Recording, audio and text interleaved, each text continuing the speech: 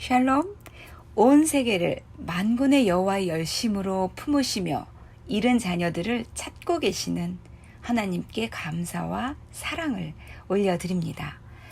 Day 38 월드 크리스천 되기. 예수님을 자신의 구원자로 주님으로 영접하고 믿어 하나님의 자녀 그리스도인이 된 우리들은 이 귀한 믿음을 받았음에도 불구하고 마음이 그리스도로부터 갈라지는 이런 두 마음이 되기도 합니다. 이 갈라진 마음을 어떻게 이해하고 다루냐에 따라서 십자가로 결정하고 걷겠노라 라는 이 선택에 따라서 크리스천들은 두 그룹으로 나뉘어지는 것을 경험하고 있습니다.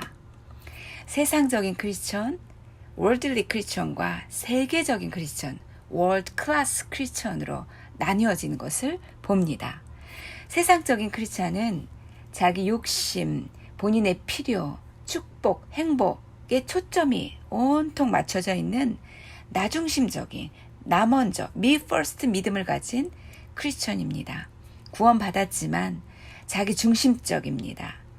그들은 하나님의 목적보다는 자기의 목적을 이루기 위해 하나님을 이용하려 합니다. 반면에 세계적인 그리스도인들은 섬기기 위해 구원받았고, 이 월드 크리스천들은요, 섬기기 위해 구원받았고 이 땅에 사명을 갖고 태어났다는 사실을 알고 있는 자들입니다. 그들은 하나님께서 내게도 감당해야 할 의무를 주실 것을 간절히 바라고 있고 하나님이 그들을 사용하신다는 사실에 흥분합니다. 월드 크리스천만이 이 땅에서 온전한 삶을 살고 있는 유일한 사람들입니다. 동의하십니까? 이 월드 크리스천들은 변화를 만들어내고 그들의 기쁨, 자신감, 열정으로 다른 사람들도 그 삶에, 그 변화의 삶에 동참하게 합니다. 우리는 당연히 세상적인 크리스천이 아니라 월드 크리스천이길 바라고 또 그렇게 살고 있습니다. 땅끝까지 이르러 주님의 증인이 됨으로써 하나님과 영원히 존재할, 하나님과 영원히 함께할 하나님의 가족을 만드는 일에 더욱 관심을 갖고 헌신하고 싶습니다. 교재에 월드 크리스천으로서 사고하는 방법 4가지가 소개되어 있습니다. 첫 번째는 자기중심적 사고에서 타인 중심적 사고로, 생각하는 데 있어서 어린아이가 되지 말고 각각 자기 일을 돌아볼 뿐더러 또한 각각 다른 사람들의 일을 돌아보아 나의 기쁨이 충만하게 하라. 이것은 타인 중심적인 사고, 성숙한 사고로의 전환을 의미합니다. 그렇다면 이러한 타인 중심적인 사고, 성숙한 사고로의 전환은 어떻게 가능해지는 것일까요? 성령의 비추심을 따라 알게 된 말씀, 우리가 가진 말씀, 우리가 받은 말씀을 굳게 붙드는 것입니다. 그리고는 십자가를 선택하는 것입니다. 그 말씀은 우리를 십자가로 인도하거든요. 성령과 말씀은 우리를 십자가로 인도하십니다. 그 십자가를 선택하십니다. 그리고 순간순간 성령께 의지하는 것입니다. 여쭙는 것이죠. 성령께서 우리 안에 내주하고 계십니다. 성령님께 늘 도우심을 구하는 것이에요. 말씀으로 돌이킬 수 있도록, 말씀이 생각날 수 있도록, 말씀으로 돌이킬 수 있도록, 십자가로 결정할 수 있도록, 그리고 지금 이 순간 어떻게 생각해야 할지, 어떤 말을 해야 할지 성령께 늘 도우심을 구하는 것입니다. 이것은 연습을 통해 반복해서 계속 의식하고 연습함을 통해 더욱 성령의 음성과 인도하심에 민감해지는 것을 경험할 수 있습니다. 성령께, 내주하시는 성령께 더욱 주의를 기울이시고 도우심을 늘 구하십시오. 이 모든 것의 목적은, 우리의 목적은 우리가 섬기는 자들, 타인이, 이웃이 그들의 영적의 여정에 어디쯤에 와 있는지 우리가 이해하기 위해서 잘 파악하고 그들이 더욱 하나님께 가까이 갈 수 있도록, 더욱 하나님을 알 수 있도록 돕기 위한 것입니다. 두 번째, 지역적인 사고에서 세계를 품는 사고로. 세계를 품고 사고하는 방법의 첫 단계는 모든 국가, 온 세계 열방을 두고 기도하는 것입니다. 그리고 또한 어떤 특정 국가를 놓고 기도하는 것입니다. 기도가 시작이에요. 무엇을 기도해야 할까요? 각 나라에 복음이 전해질 수 있도록,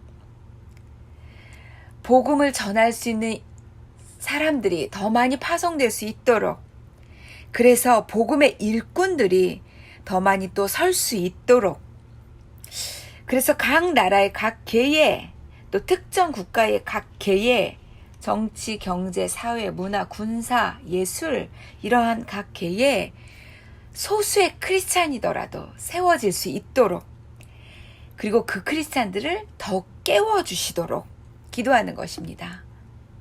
그리고 선교사들, 그 복음을 전하는 자들을 위해 헌신된 이들을 위해 기도하는 것이지요.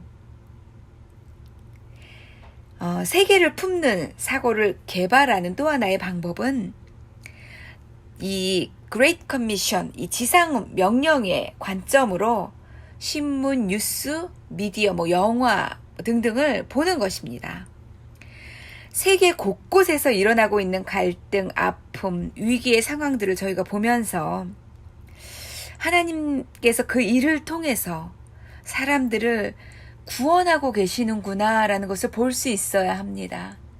그래서 우리의 기도가 그 지금 일어나는 하나님의 구원 사역을 위한 기도가 드려져야 되겠지요.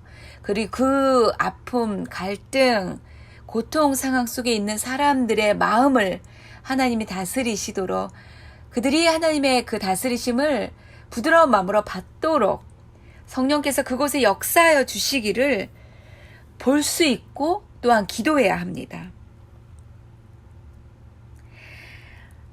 신문과 뉴스를 보며 또 어떤 매체를 통해 우리가 보는 모든 것들 속에서 하나님의 구원의 열심을, 하나님의 마음을 보며 기도할 수 있어야 하고, 또한 연관된 사역에 연관될 수 있다면 또 동참할 수 있는 우리가 되어야 하겠습니다.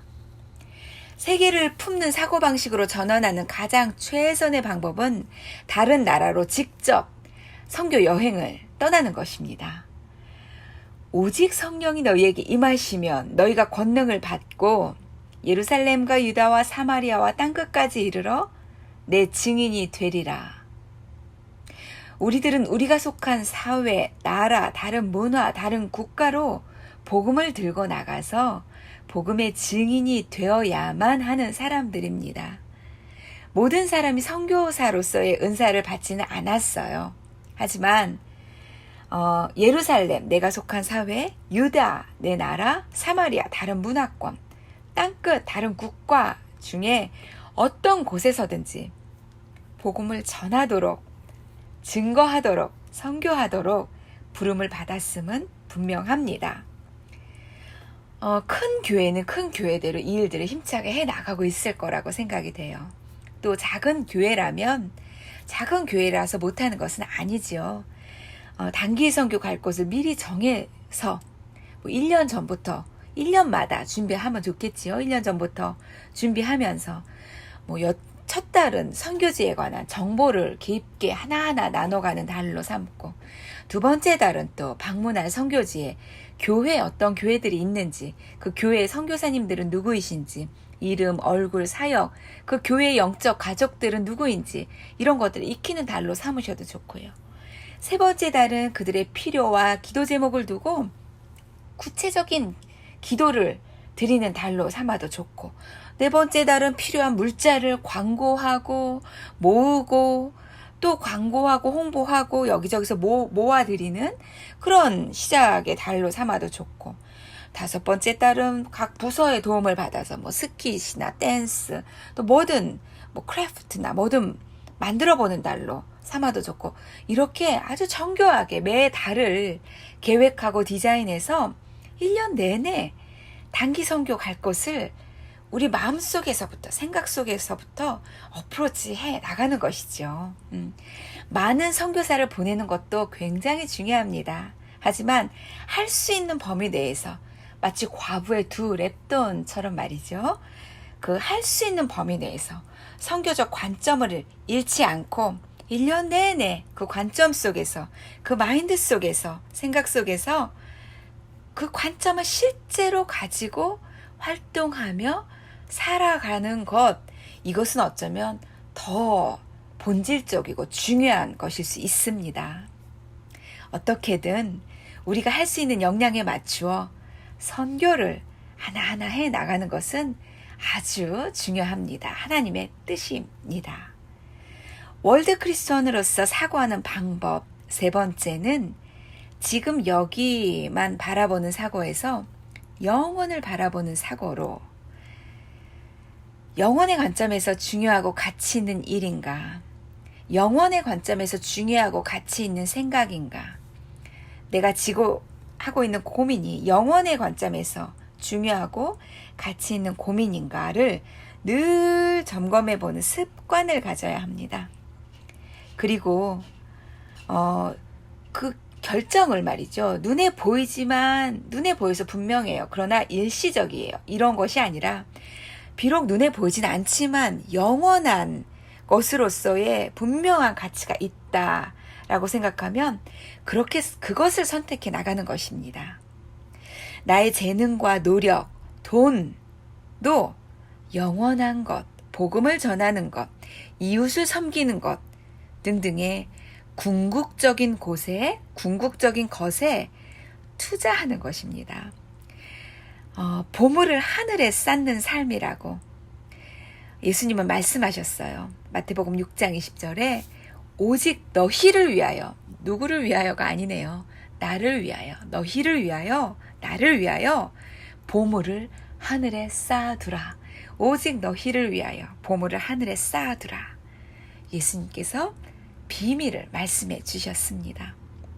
4번째, 핑곗거리를 찾는 대신에 사명을 완수할 창조적인 방법을 추구하는 사고로, 핑곗거리를 찾는다면, 실패할 수 있는 가능성, 문제거리를 찾는다면 하나님의 나라는 결코 확장될 수 없었을 것입니다. 눈에 보이지 않는 하나님과 하나님 나라이기에 이게 얼마나 불확실합니까? 사명을 완수할 수 있는 방법을 구하는 자세, 이런 눈에 보이지 않는 세계에 다가갈 때에 눈에 보이지 않는 세계를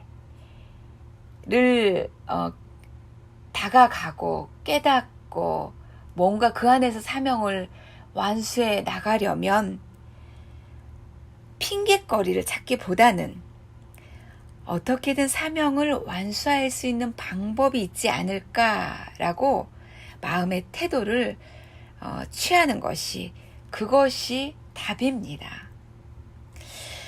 오직 하나님의 일은 하나님께서 해나가시기 때문이에요. 우리가 무언가가 확실해서 성공이 보장되어서 하는 것이 아니에요. 오직 하나님의 일은 하나님께서 해나가시는 것이기 때문에, 어떻게 하면 내가 여기에 동참할 수 있을까? 사명을 완수하는데 나도 동참할 수 있을까? 그 방법을 구하는 그러한 자세, 그것이 답이에요.